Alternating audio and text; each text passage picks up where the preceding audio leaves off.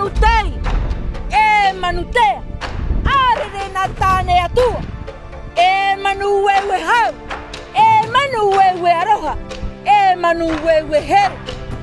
Whahotu I tau whenua, whatuku I tau aia, yaora tau nuna.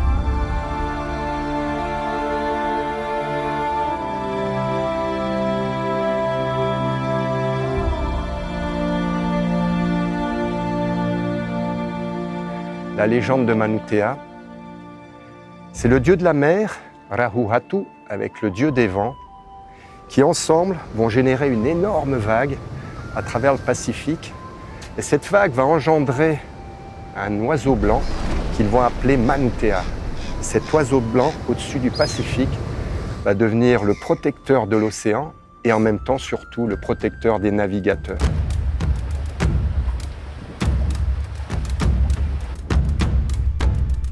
Superbe légende qui permet justement de comprendre maintenant pourquoi les navigateurs polynésiens, pendant 5000 ans, ont réussi à atteindre cette terre majestueuse de la Polynésie, de Tahiti et de Moorea, grâce au soutien de cet oiseau blanc qui était Manutea. L'histoire de la migration des peuples dans le Pacifique offre une profonde immersion dans l'histoire des Lapita, navigateurs et agronomes audacieux, partis de Taïwan à bord de pirogues doubles. Leur voyage n'était pas seulement celui de la découverte, mais aussi de la transmission de connaissances agricoles essentielles.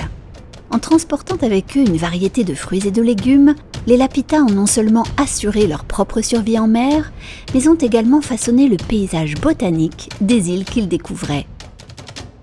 À travers les plantations de manioc, taro, canne à sucre et arbres à pain, ces voyageurs ont laissé un héritage agricole durable dans tout le Pacifique.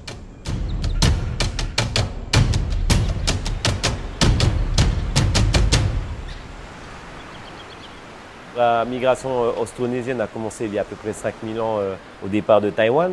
Donc ça a migré vers les Philippines, vers l'Indonésie, ensuite le Pacifique à la Papouasie et ainsi de suite. Donc ça n'a pas été que les navigateurs et le mouvement des populations, mais ça a aussi été la migration des plantes et des animaux. Donc on peut répertorier à peu près une trentaine de plantes, voire une quarantaine de plantes qui ont migré depuis l'Asie jusqu'à s'étendre dans tout le Pacifique. Donc toutes les plantes qu'on a finalement dans nos forêts, la majorité viennent de nos ancêtres navigateurs, mais aussi certains animaux comme le cochon, le poulet, le chien et puis même le rat aussi.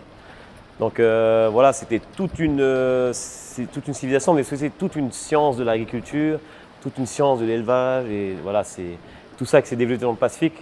Et sinon, au niveau de l'histoire, la migration austronésienne, donc nos ancêtres polynésiens, c'est la plus ancienne migration océanique, donc bien avant les premiers navigateurs qu'on connaît comme les Vikings ou les Européens, comme les Anglais, les Français, les Espagnols.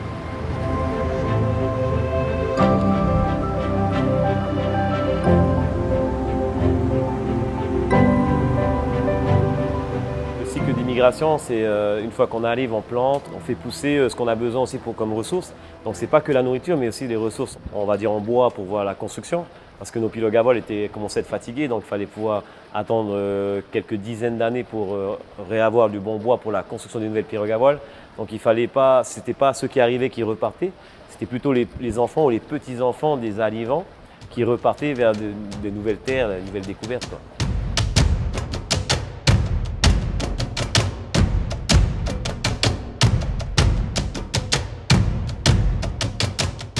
Aujourd'hui, l'image emblématique de la pirogue double, représentée sur les timbres du Pacifique, témoigne de l'importance historique de ce symbole et de la richesse de la culture polynésienne.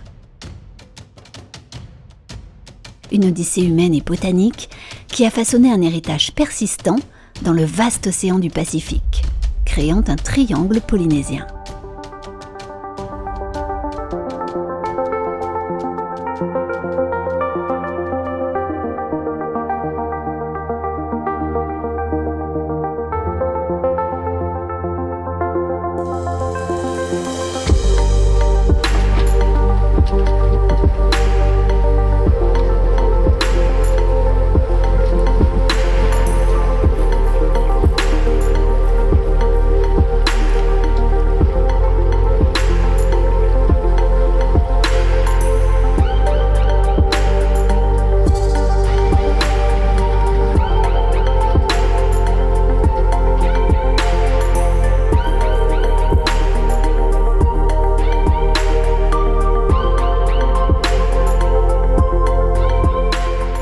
J'ai toujours vécu sur l'eau un peu avec mon père et il nous a appris à faire du surf, à pêcher. On a habité sur un petit motou et on a décidé de fabriquer une petite pirogue pour pouvoir aller au bord.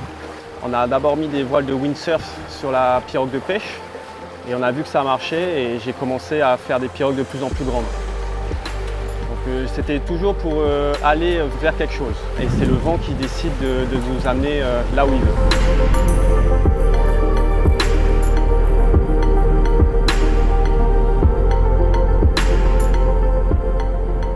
Alors, la navigation sensorielle, c'est la navigation avec plusieurs éléments. Ce n'est pas que l'observation des étoiles et du soleil, mais c'est aussi le vent, la houle, les vagues, l'observation des nuages, forcément les étoiles la nuit et le soleil au lever et au coucher. Alors, la lecture des éléments, c'est d'abord l'apprentissage. Donc depuis le plus jeune âge, c'est observer les éléments. Donc observer le vent pendant plusieurs périodes de l'année, parce que les vents sont changeants tout au long de l'année, il y a les différentes saisons des vents. Par rapport aux étoiles, même les étoiles ont des calendriers donc spécifiques, on peut les observer pendant la nuit, mais c'est aussi connaître leur position, c'est connaître aussi leur chemin dans le ciel, et à quel endroit elles vont se lever ou se coucher. Par rapport au soleil aussi, il y a des différentes périodes aussi, donc en fait c'est pas que aller naviguer, c'est surtout observer en amont, les étudier, les comprendre, les retenir, les mémoriser, parce que c'est ça la navigation sensorielle, c'est la mémorisation des éléments, et après ensuite les appliquer en navigation, donc c'est toute une science à développer, quoi.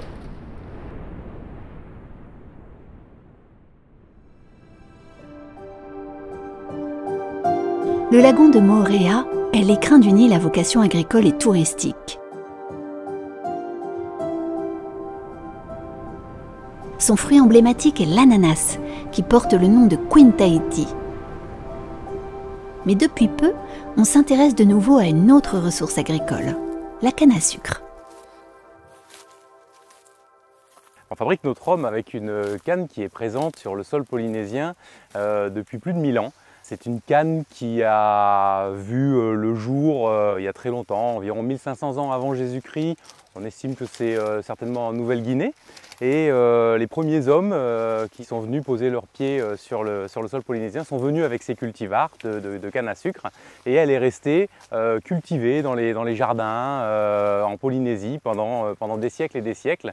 Et elle n'a jamais été hybridée. Donc c'est une canne qu'on retrouve à l'état originel. C'est le même profil génétique que lorsqu'elle est arrivée en Polynésie. Et ce qui est intéressant, c'est que cette canne a été exploitée partout dans le monde jusqu'au 19e siècle. Et donc cette canne, c'est la Haut-Tahiti, qui est une base de nos rhums agricoles.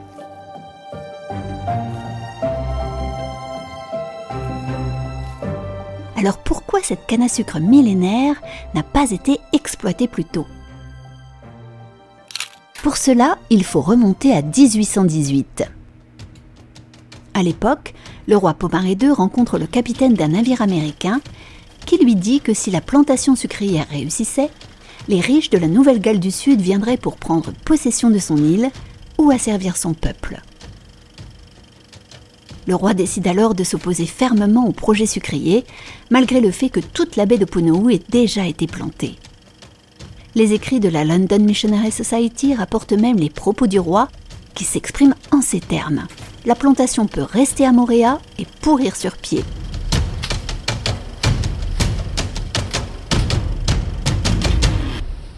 Aujourd'hui, le spectre de l'industrie sucrière ne met plus en danger la population polynésienne, puisque désormais c'est pour partager un produit d'exception que cette économie se met en place.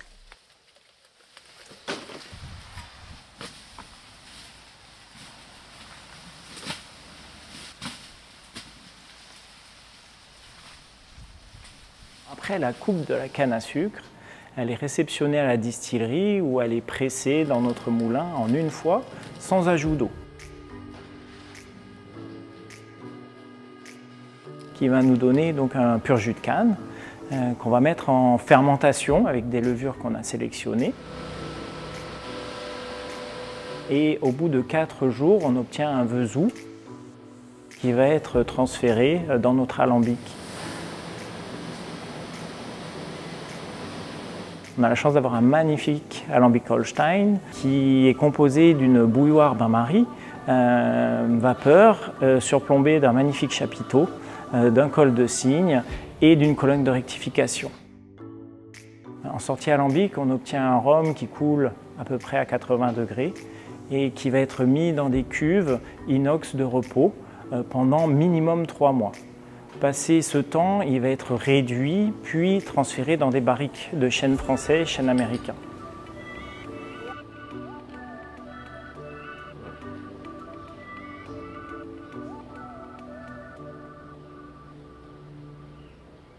En 2015, on sort notre premier rhum blanc, nos premiers rhums blancs, avec une déclinaison à 50% et une autre à 40% de teneur en alcool. Et dès la fin de l'année 2017, on approche un distributeur sur le marché métropolitain, la Société du Gard, qui va exploiter ce filon-là du rhum polynésien et du rhum Manutea sur le marché français, qui est un marché mature et qui connaît bien le rhum agricole parce qu'ils ont l'expérience des rhums de Martinique et de Guadeloupe. Et c'est en 2018, notre première participation au Rhum Fest, qui est la grande messe du rhum sur le marché européen, que notre rhum blanc agricole à 50 degrés est récompensé d'une médaille d'or. Et ce concours et cette médaille ont véritablement lancé l'aventure de nos rhums Manutea.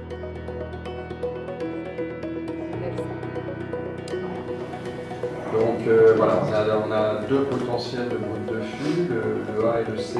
Le B, on réfléchit ça.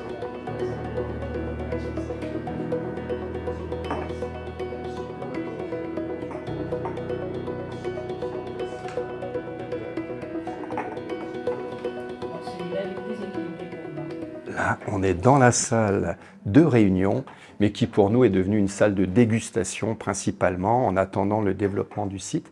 C'est vrai que c'est une pièce primordiale dans la gestion de nos rhums. C'est là où tout se décide et c'est là où l'avenir du produit est décidé justement.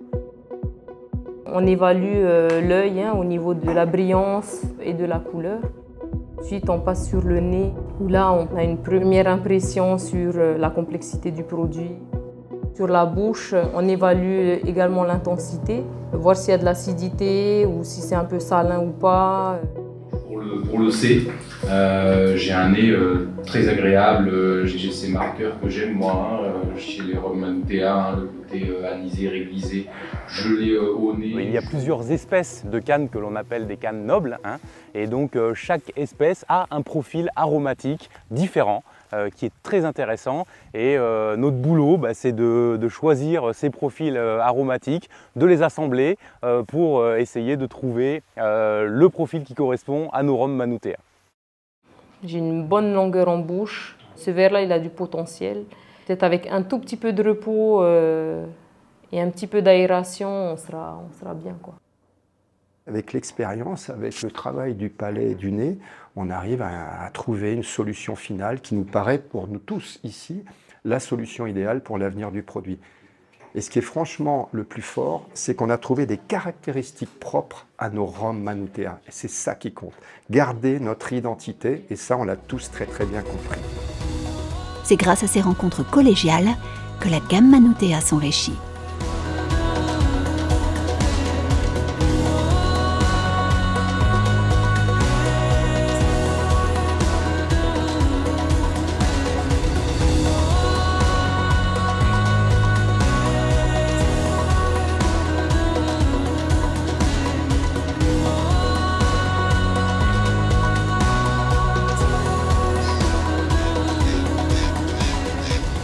Grâce à Manutea, dans les années 900 000 après Jésus-Christ, et cette terre riche a pu justement permettre de faire en 1818 la première terre de canne à sucre dans tout le Pacifique, ici dans la vallée d'Opunohu. Donc Manutea est bien né autour de cette pirogue double, autour de cette légende Manutea, et c'est pourquoi je vous dis Manuia.